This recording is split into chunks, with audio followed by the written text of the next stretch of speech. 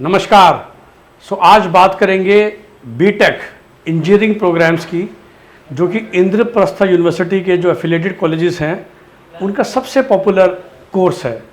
Of course law, BBA, BGMC, MBA, BEd, BCom honours, economics honours 15 के करीब unique courses होते हैं Indraprastha university और उसके एफिलिएटेड कॉलेजेस में। But by far BTech is the most popular program, और specially चूँकि आईपी यूनिवर्सिटी दिल्ली बेस्ड है, ये बहुत इंपॉर्टेंट हो जाता है दिल्ली के स्टूडेंट्स के लिए और दिल्ली के आसपास के रहने वालों के लिए। तो जैसा हम जानते हैं कि दिल्ली एज ए स्टेट में कोई और इंजीनियरिंग कॉलेज नहीं है, दो टॉप कॉलेजेस के अलावा, which is DTU and NSUT।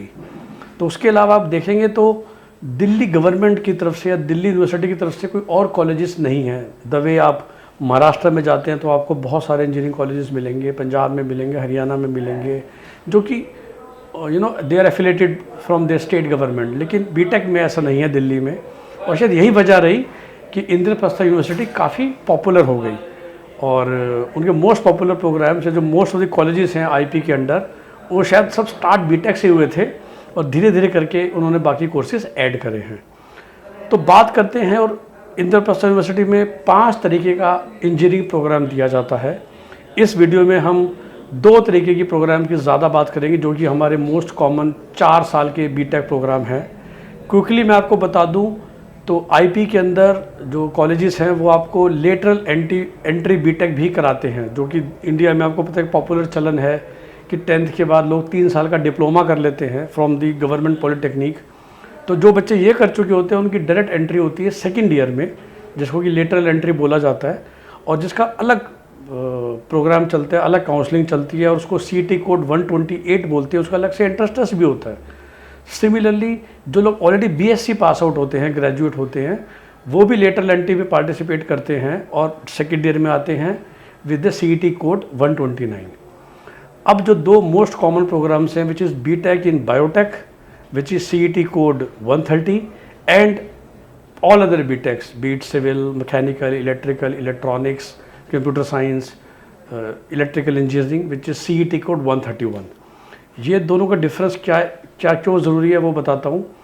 क्योंकि जो बायोटेक है, विच इज़ CET कोड 130, इसका एंट्रेंस एग्ज़ाम होता है IPU के द्वारा, जबकि जो CET कोड 131 है, which is non biotech engineering courses, वो JEE मेन का स्कोर लेते हैं। यस, तो आपका कोई अलग से एंट्रेंस टेस्ट नहीं है, और जो आप JEE मेन में बैठ रहे हो वही आपका क्राइटेरिया और स्कोर लिया जाएगा for the IP BTech programs, IPU के BTech programs which are non biotech.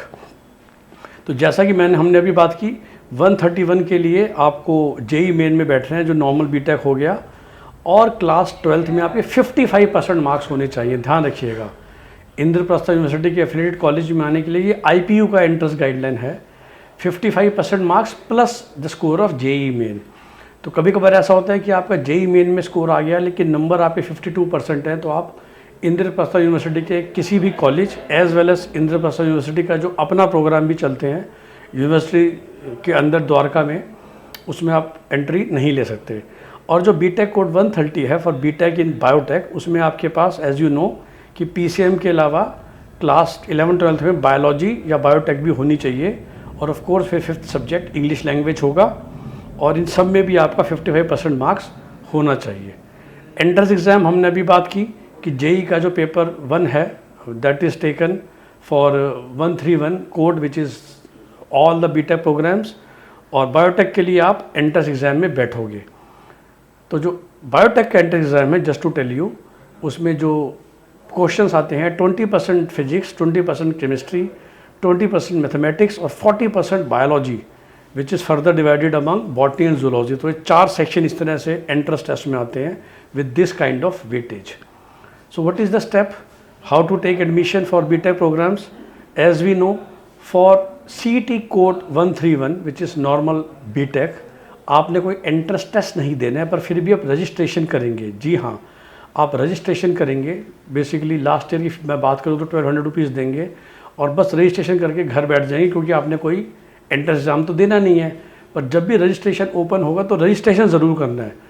तो कई बार स्टूडेंट और पेरेंट गलती क्या करते हैं, चूँकि JEE मेन स्कोर लिया जा रहा है, तो जब काउंसलिंग होगी तब हम रजिस्ट्रेशन करेंगे, नहीं, रजिस्ट्रेशन और काउंसलिंग दो अलग प्रोसेस होती हैं। तो बिना टेस्ट के भी आपको रजिस्ट्रेशन करना है फॉर 131, और बायोटेक के लिए तो आप प्रॉपर रजिस्ट्रेशन करोगे और आप एंट्रेंस एग्ज़ाम में बैठोगे।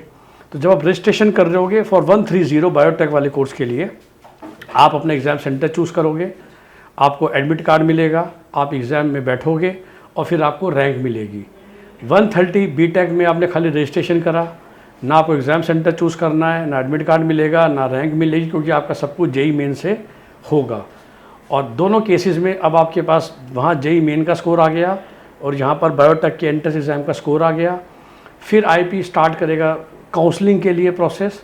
तो पहले आप अपने आप को काउंसलिंग में रजिस्ट्रेशन करोगे, काउंसलिंग राउंड से पार्टिसिपेट करोगे, बिल्कुल अलग अलग चलेगा बायोटेक की काउंसलिंग और बीटेक की counselling, non biotech should I से। आपको कॉलेज मिलेगा, आपको जब कॉलेज मिल जाएगा तो फिर आप रिपोर्ट करके अपनी सीट को फ्रीज करोगे या आप फ्लोट करोगे। ये टेक्निकल डिटेल्स आपको एक अच्छी काउंसलिंग कंपनी बता देती है। तो हम जो बार बार कहते हैं कि डेफिनेटली हायर है काउंसलिंग कंपनी जो कि रिलायबल हो, स्मार्ट हो, जो आपको एंड टू एंड प्रोसेस में हेल्प करे। और बस इसके बाद आपको कॉलेज मिल गया, आप एडमिशन लेंगे, पढ़ाई शुरू करेंगे and you will become a good BTech. So this is the entire process. Best wishes for your career. Have a nice day. Bye-bye.